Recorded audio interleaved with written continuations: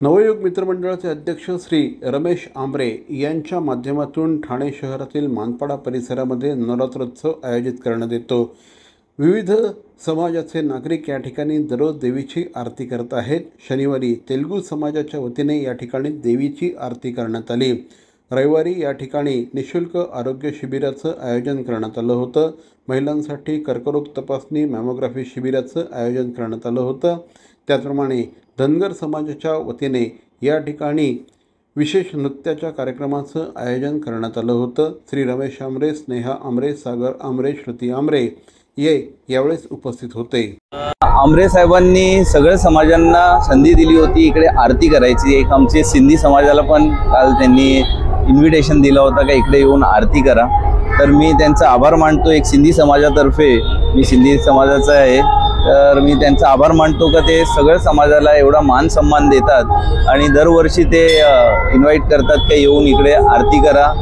ठाणे तेलुगू समाज एफएमच्या वतीने आज हे बतकम्मा प्रोग्राम आयोजित केला आहे। याच्याने आपला तेलुगू समाजच्या महिला हे फुलांचा एक गरबा म्हणून त्याला बतकम्मा म्हणतात तेलुगूमध्ये। बतुकम्मा म्हणजे एन्जॉय, लिव्ह लाईफ फुल असं याच्यासाठी हे फोक डान्स आहे। फोक डान्सचा कार्यक्रम दरवर्षी नवरात्रीमध्ये दोनदा-तीनदा होतात। त्या कार्यक्रमात ठाणे तेलुगू समाजाचे कमीत कमी 200 महिला येणार आहेत। अजून येथील रात्री 10 वाजेपर्यंत कार्यक्रम चालू होणार आहे। याच्याने आपला तेलुगू युनिटी, तेलुगू समाज आणि तेलुगू आई मराठी मावशी असा आमचा स्लोगन आहे।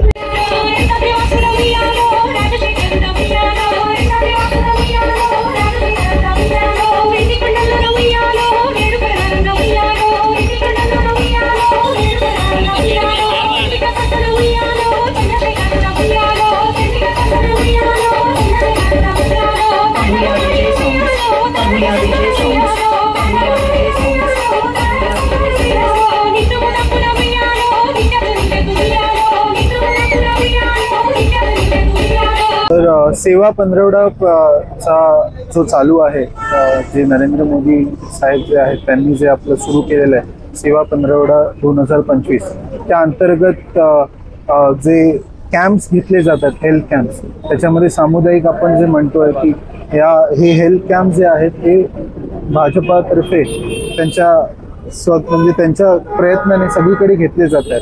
तर तेच आपण आपल्या प्रभागामध्ये तसेच ठाणे जिल्ह्यामध्ये हे कॅम्प चालूच आहेत। तर आपल्या प्रभागात आपण हा एक कॅम्प ठेवला होता।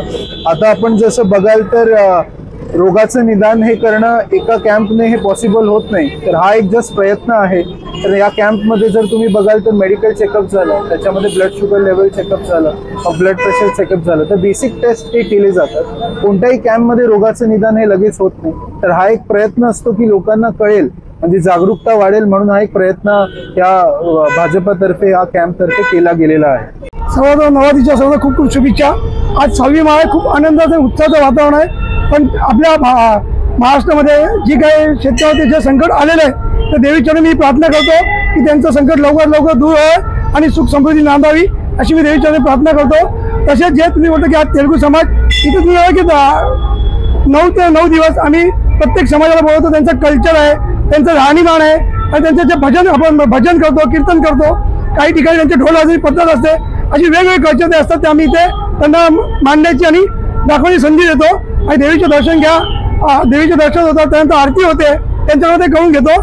तसेच तेलुगू समाजाने एक ब्रीद वाक्य केलेलं आहे की महाराष्ट्राची आई म्हणजे आमची मावशी आणि जे जन्मदाता आहे ती आमची आई, असं त्यांचं ब्रीद वाक्य आहे। ते ऐकून खूप आनंद होतो की बघा की त्यांनी ते आज ब्रीद वाक्य लिहून आणलेले आहे।